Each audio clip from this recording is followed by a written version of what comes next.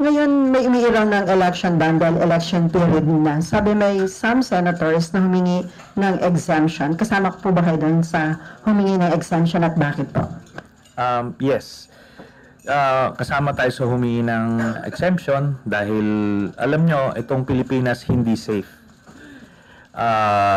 Lalo pang pinagulo ni Mr. Duterte, kaya kailangan ng mga nagbabantay ng gun ban exemption. This president is very vindictive.